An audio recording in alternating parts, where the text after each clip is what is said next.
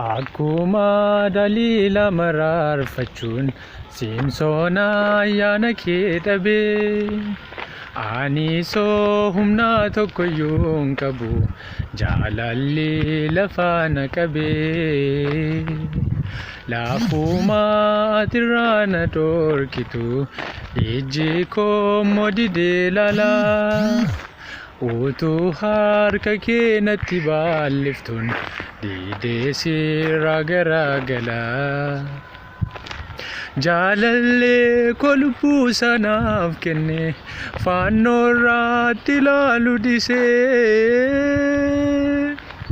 fallaasaan diinageetti michoomen deddeebi'ee si fannisee keessa kooti wanti cituu didee uumaa koome maala daraa gaafadhees deebii ofirraa dhabeen gaaffii seenaa jalan jira abbaa koo situu gara laafessa ammaarraa sababii keefaan jira furii koo hagii galuufaan nufe al tokko nasii maddu haadaraa abbaa koo situu gara laafessa ammaarraa sababii keefaan jira michuu koo hagii galuufaan nufe al tokko nasii maddu haadaraa irraa deddeebii dangafatame akkamitti akka mo'amu ija isaa duraa dhokataan ture yaaliina jechaaf godhamu anis yooman baradhe seenarraa kan koo caala kufaatini al tokko kan Simsooni yaadatte anaanis naniifatini jaalallee lubbuu sanaaf kenne fannoo irratti ilaalu disee fallaasaan diinageetti michoomen deddeebi'ee si fannisee keessa kooti wanti cituu didee uumaa koome maala daraa gaafadhees deebii ofirraa dhabeen gaaffii seenaa jalan jira abbaa koo situu gara laafessa ammaarraa sababii keefaan jira furii koo hagii galuufaan nufe al tokko nasii maddu haadaraa Phiilaaxoos jaalaatamuudhaaf godhe Yihuudoonni sinaafafi kan koommoo maaliif filaataa Yesus sababni ani si fannisuufi kanan turre deebiin jaalala kee wanti anarraa eegamu aangoo naaf kennii keessa koorratti si biraa fallinni bamu jaalallee lubbuu sanaaf kenne fannoo irratti ilaalu disee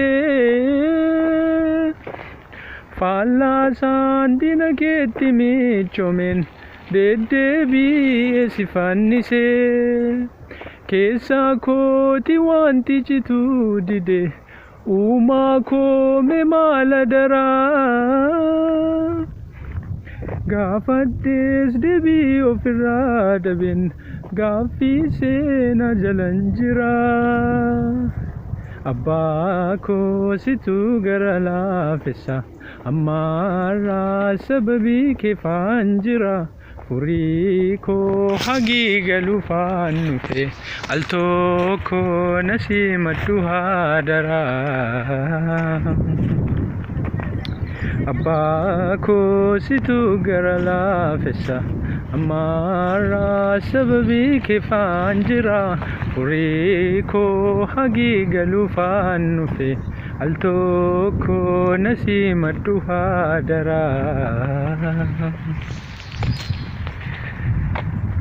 Waaqayyoon na yaadatu al tokko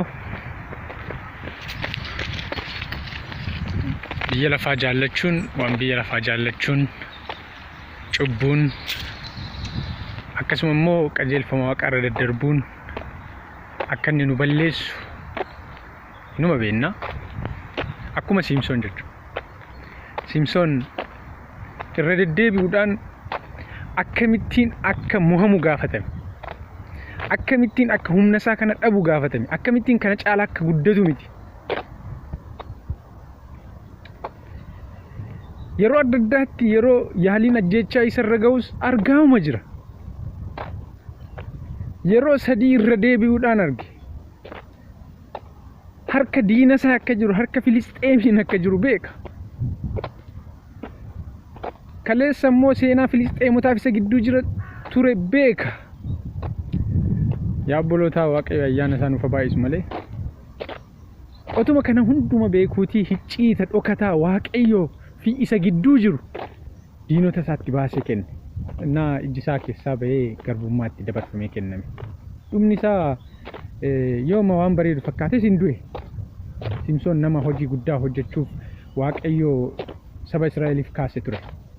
Har'as taanaan akka cubbuun nu balleessu, akka qajeelfama waaqarra darbuun nu balleessu bifa ifa ta'een Waaqayyo nutti himeera. Innaa wanti nuti cubbuu hojjennuu fi waan akka cubbuu hojjechaa jirru wallaalleef miti. Akkasuma immoo cubbuun akka inni nama balleessu waan wallaalleef miti. Garuu Waaqayyo ija namaa yoo namaaf bane malee wanta hundumaa kana hubachuun baay'ee nama rakkisa. Al tokko na yaadadhu jedhe harka garbummaa keessa taa'ee Simsoon. Waaqayyollee hin nama yaadata. Garuu samaayiin hin nama taajjaba. Keessumaa nuyi seenaa hamma sana fakkaatu utuu of duraa qabnu Ibroonni boqonnaan 12 lakkoofsa tokko dhuga baatota akka duumessaa lafa uffisan naannoo keenyaa qabna kan jedhu ko boqonnaa 11 keessatti guutummaan guutuutti abboota amantii warra seenaan isaanii nu harka jiru maqaa dha'eeti. Naannoo keenyaatti dhuga baatota akka duumessaa lafa uffisan kana utuu qabnu nuti garuu anarraa kaasee an waa'ee koon faarfachaa ture.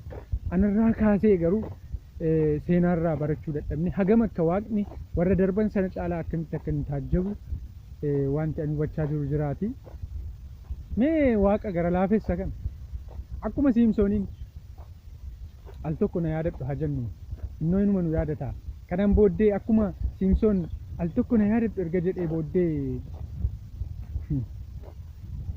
isa bara jireenya isaa guutuu hojjete caalaatti guyyaa sana diinota isaa irratti ijaa akka baafate Waaqayyo al tokko nu yaadadhu haa jennu malee ammaan booddee isa kanaan dura caalaatti Waaqayyo nuun hojjechuu danda'a, ijaa baafachuu danda'a.